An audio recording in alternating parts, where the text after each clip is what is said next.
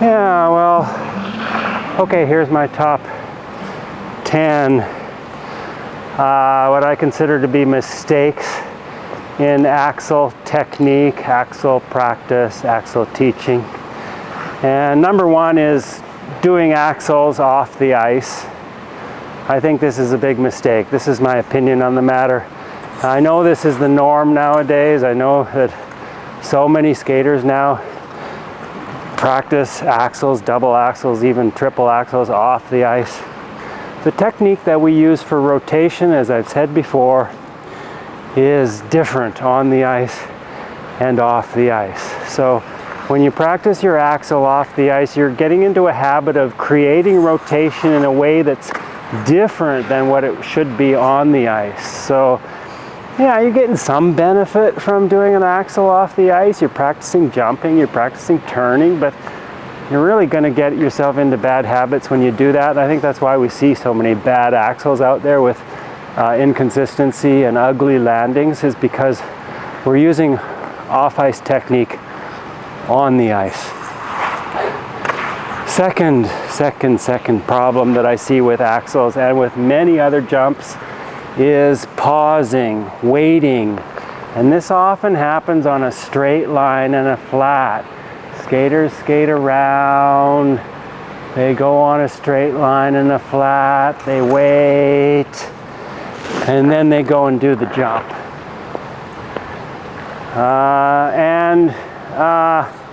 You're losing GOE when you do that. This is one of the things that judges look for a grade of execution, is that you flow nicely with a nice rhythm and momentum through your jumps. So when you wait and telegraph your jumps, no matter what the jump is, you're losing points. That's one disadvantage of telegraphing your jumps. The other disadvantage is that it's not musical when you're waiting like that. If you want to dance your whole program, you don't put these pauses in to your technique. Smooth, continuous motion is what we want. And that smooth, continuous motion also makes the jump easier. When you go from a back outside edge to a forward outside edge and go, that mohawk from backward outside to forward outside is a turning motion that's part of the momentum for setting up an easy jump. So before you even try the Axel jump off the ice, practice getting this skating skill under your belt of being able to do this mohawk well. And if you do that mohawk well, you will not over-rotate the takeoff, because over-rotating takeoffs leads to under-rotated landings. Skaters that wait a long time often go on a flat and then an inside edge. That shallowing of the edge creates an over-rotation. And so one of the problems with Axels is that skaters over-rotate the jump and they face into the jump. The best Axel is the one where you're going to be leading with your left shoulders for most skaters. For me, it would be I lead with my right shoulder into the jump. Yeah. I don't over-rotate. Here's the rhythm, here's the edges. Rhythm, jump. Yeah, I'd like to get a smoother landing on that jump.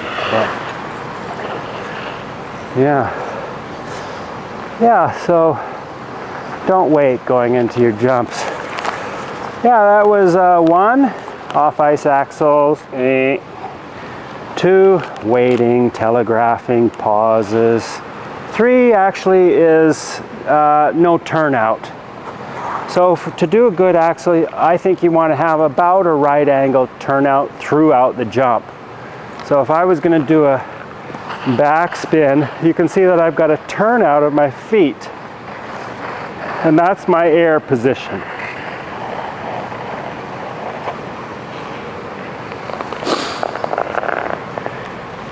And this turnout makes the mohawk easier. If you don't have that turnout, you're not going to be able to do a very good mohawk. See, there's the turnout. I maintain the turnout into that preparation, into that jump. If there's no turnout, you got to turn more to do the mohawk, and that over rotation messes up your jump. So yeah, if you think about it, so doing this mohawk into the axle, you move only your legs and your arms too, maybe, but yeah, arms too, but you don't move your shoulders. So the shoulders now are over the tracing, and they're still over the tracing. Okay, yeah, arms are going to do something. Maybe they're going to come back right from here. Arms come back, but you see that takeoff position. Shoulders are still over the tracing. So yeah, not having enough turnout makes the mohawk much more difficult. So that's 3. Number 4 would be standing too high and then falling onto the takeoff edge. I think you should have the same leg bend, the same bend into those joints on the back outside edge. Bend, keep your level, and then jump. Many skaters go high here, and then they fall onto the takeoff edge, and in falling onto the takeoff edge, there's too much motion in the hips. So you're up here and you fall onto the takeoff edge. Not as good. Not as good. That was 4. What's number 5 here on my cheat sheet? Bend free leg before the swing. Well, I've seen some triple axels with this technique. Like lots of these techniques that I'm mentioning, you can still do a double or triple axel with these mistakes, but it's not as good. And so on the takeoff, I don't think you want to bend this knee. So I think that's a mistake. Maybe you're going to argue that by bending the knee and then straightening it as it swings through, you get a little bit more leg momentum up, which helps the jump, but I don't think it's worth it.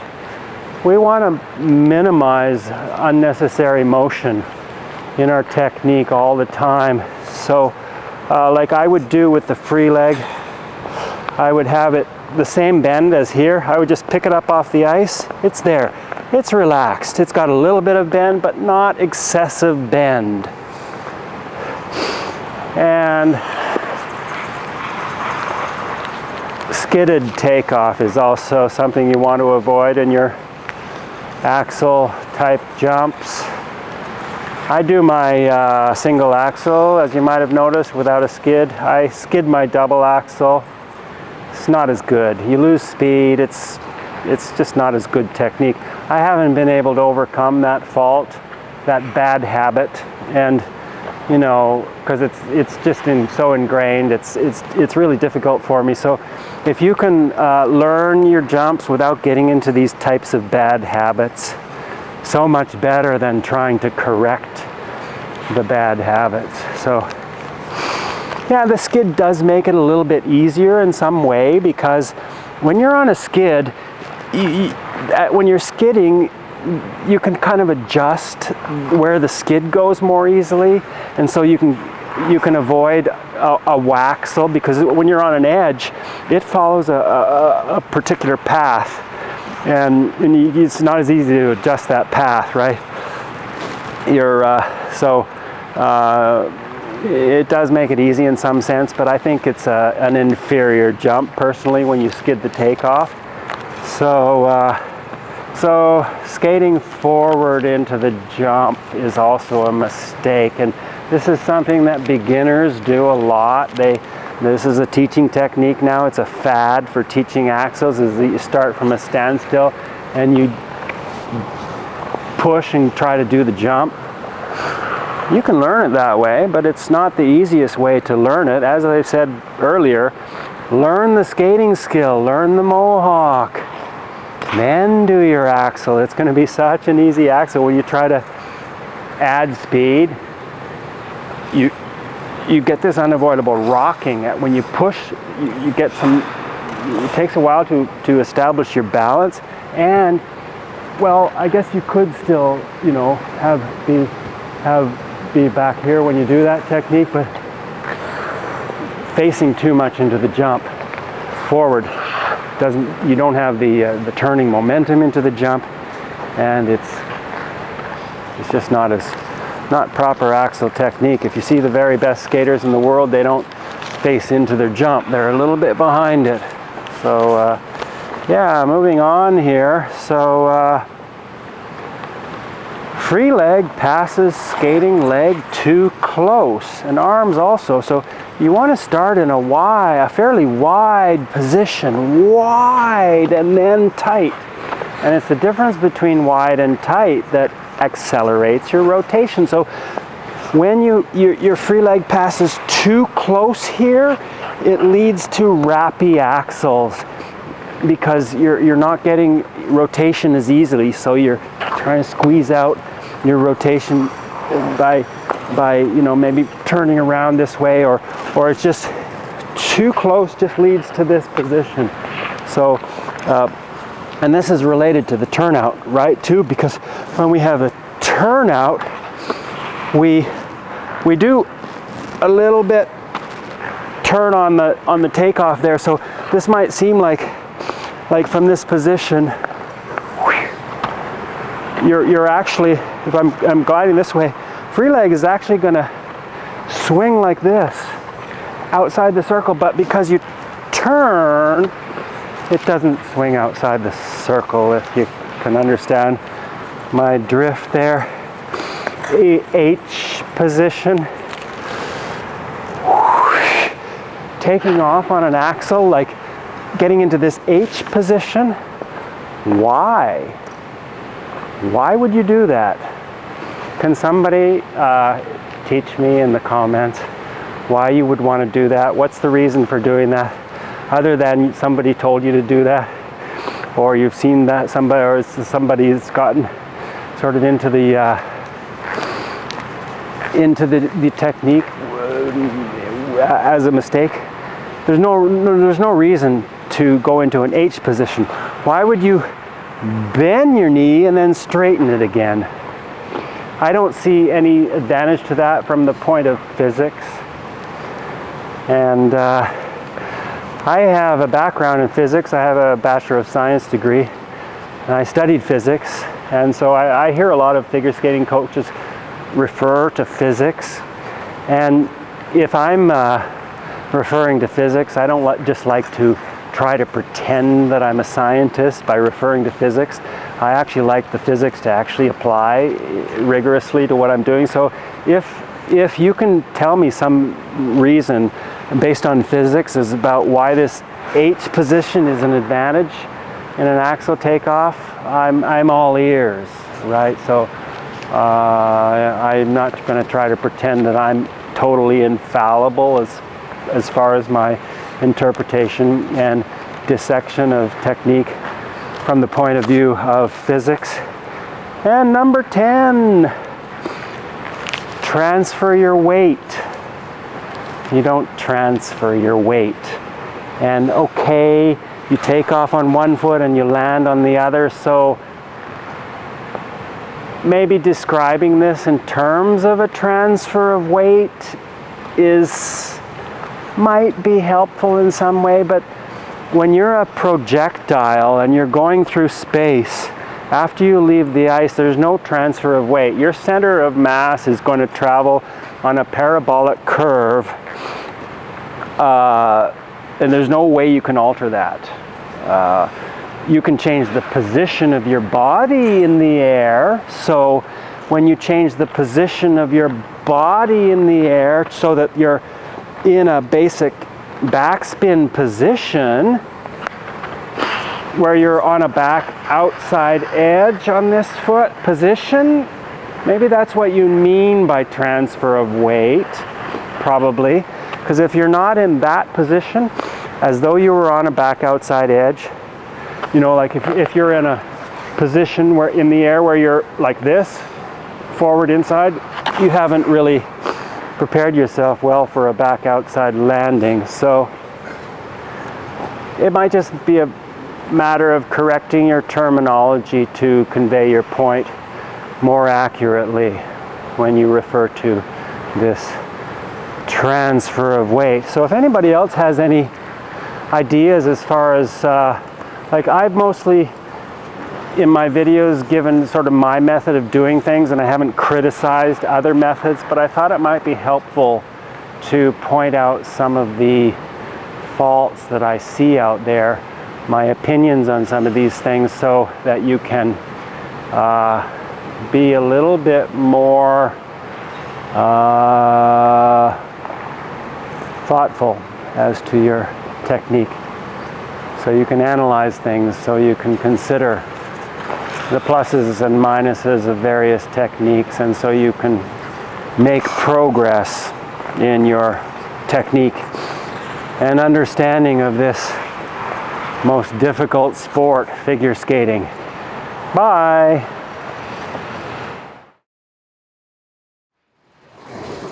Yeah, so Kaz, you have a question about the Axel and some of the comments that I made as far as my 10 teaching or practice errors in Axels. Yes. One question, you talked about the H position. Yeah. Jump. Yes. Well, I was in China one day before, and this English coach, she taught me this one way of practicing Axel. She said you can imagine there's a staircase. Oh yeah. Yeah, and then you imagine yourself stepping on the step, and then quickly straighten your leg and go into the you trying to step on and climbing on that stair. That's why that's H. Okay, thank you, because I was wondering why this H position. Yeah, okay. But there is no step. No step. Yeah, there is no step. So you can imagine all you want. And yeah, if you're going to go up, if you have something to support, like if you have something to step on, yeah, you can go up, but there's only air.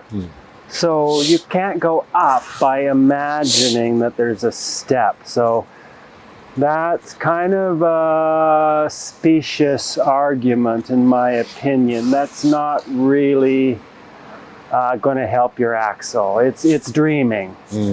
It's dreaming there's a step when there isn't one. It's just like you're jumping and stepping on the step. Yeah. I can think. Doesn't work? But no, because if there was something to support, if there was an actual step, then you could lift yourself up. But see, when I straighten this leg, if there was a step, I would go up. But since there's no step, I don't go up.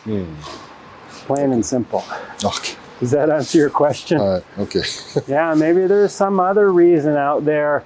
You know, I would like in the comments for people to, criticize my criticism, if possible, because I want to understand why some of these techniques are developed, because maybe I'm missing something with a lot of these things. With my 57 years of experience in figure skating, I think I have quite an advantage as far as experience, so I'm pretty self-confident with my understanding of technique, but I'm also always learning things. So I want to hear from you out there, so don't be shy, weigh in.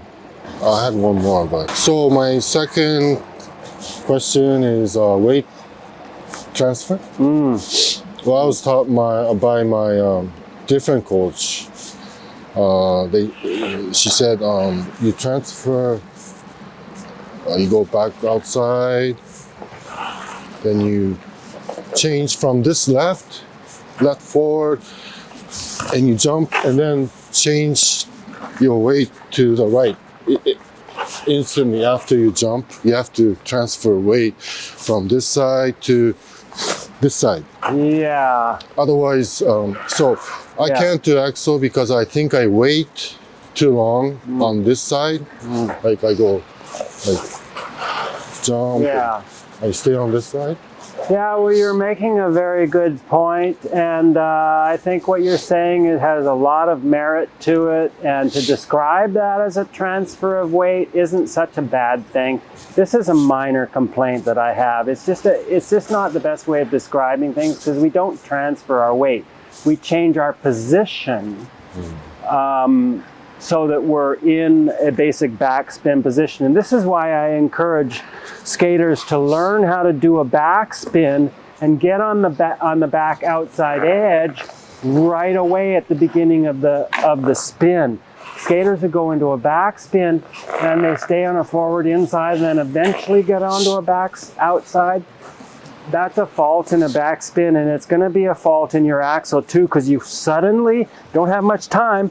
You go up, and then you've got to get into your backspin position immediately.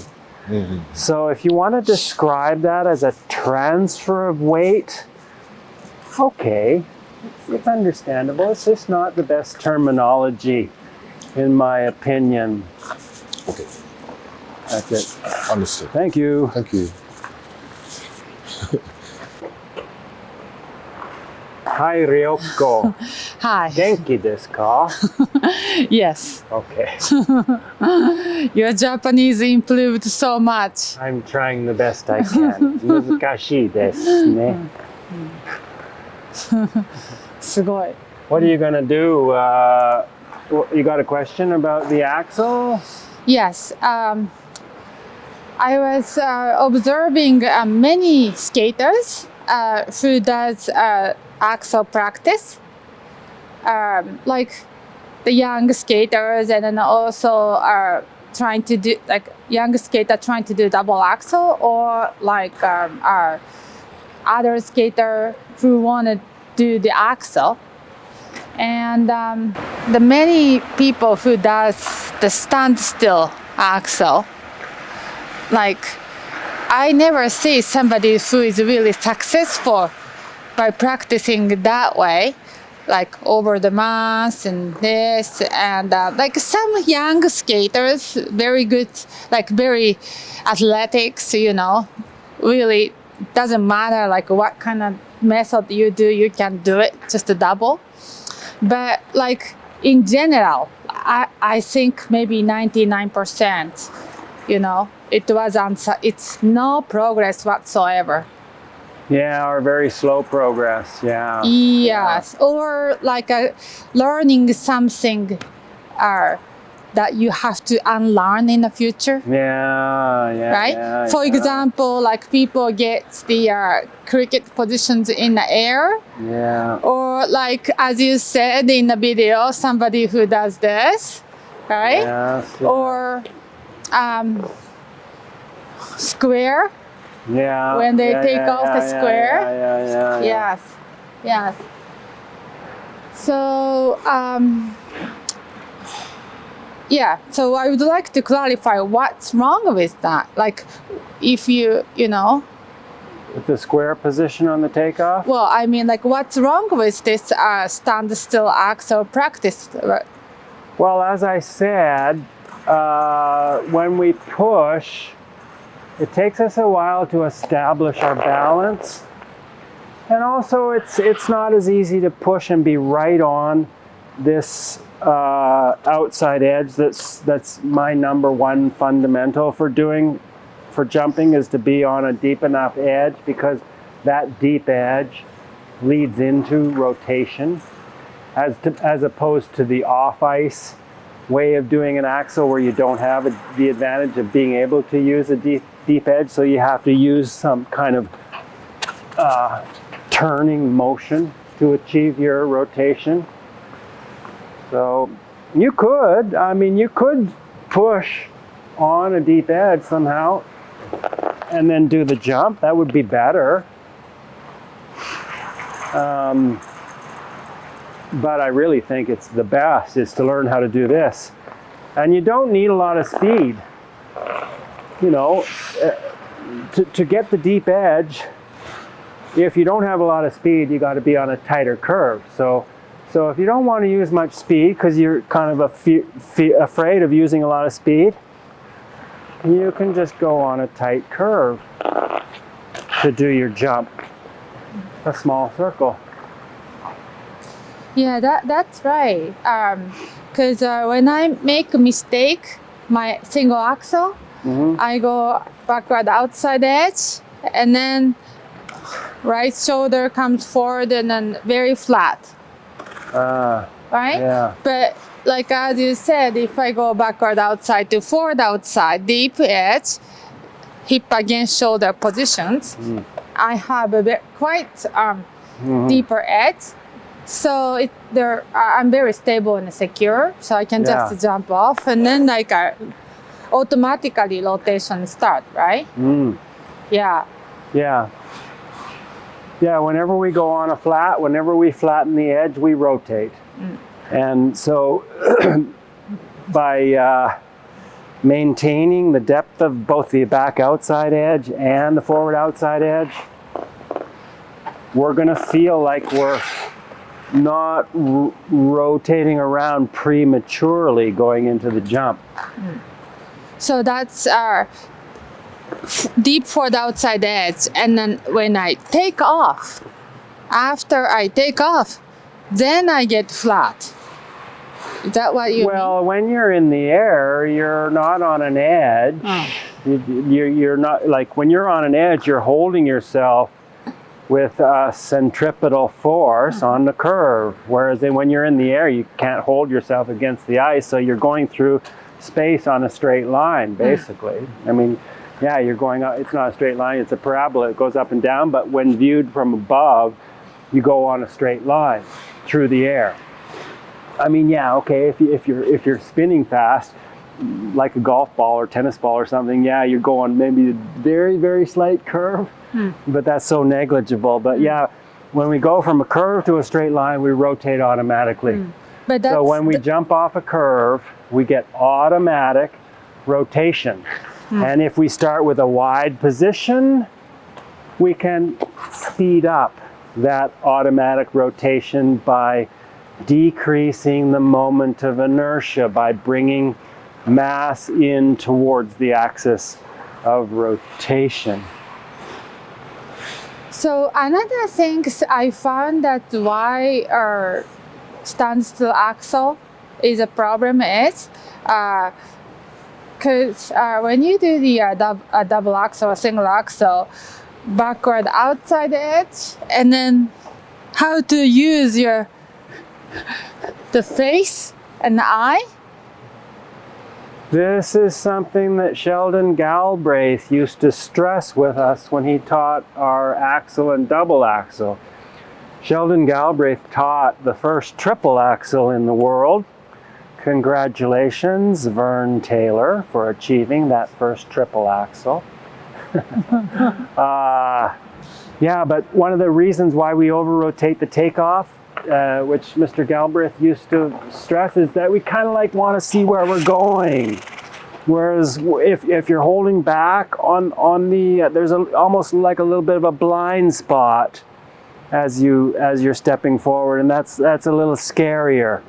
But if we over-rotate to see where we're going, then we mess up the technique. He used to say, you're trying to be a spectator to your own performance or something. So in other words, your eyes are getting in the way of the performance by worrying about where you're looking. So what does he say, like what you're supposed to do based on what Sheldon Galbraith said? Well, you keep the curve and the lean. I'm on a leaning edge, right? And I go to another leaning edge, and then I jump. And so when I do that, I don't rotate around as far. I'm holding back on the rotation by doing that technique. That's what Don Jackson told me, right? Yeah, totally. Yes. Totally. Yes. Yeah, totally. And then what he said about the head? Don't try to turn around too much. Okay. Your head to see where you're going. Yeah, you can kind of like be here a little bit, but You don't want to try to turn around too much. So when you That go causes an outside, over-rotation. don't try to look in. Yeah. Ah, okay. You got to go a little bit more by feeling and a little bit less by vision. Yeah. Or you're going to see where you're going as you take off. Like I focus up where I'm going to jump when I do the jump, but not prematurely. It's kind of like the head eventually does come around, but not too soon. Actually, that's something I found out. The standstill axle, so hard to see look up. Because you're in a small space to doing this standstill axle, like it's so hard to see up. But if you are in a big circle, big curves, outside to outside, and then you can jump off to the Yeah, I don't know. I don't know why you can't, from a standstill, keep your head up. It seems like, this could have been my 11th criticism of Axel's. Many skaters go into the jumps looking at the down. ice. And if I'm going to go do the best jumps that I do are jumps where I've got my chin and my focus up. I'm looking up. I've got my focus up. I'm not looking at the ice. For sure. I see many skaters make this mistake of looking down when they're, when they're jumping, they're looking down. It's a head forward and eyes down. Better to have your, your head in the right place and your eyes in the right place when you're jumping. Maybe next time when you see the skaters who's doing our standstill axle, check where they look at, because I think most people really small space, they are looking like this. No, they're even not doing this, right? They're doing this. Yeah, I don't know if it's related to the standstill aspect, but it could be. Very localized. Yeah. Yeah, very localized. Any other questions about the axle or my 10 axle fault tips? I think that's enough now. Good. Bye-bye. Leave a comment, share. See you in the future.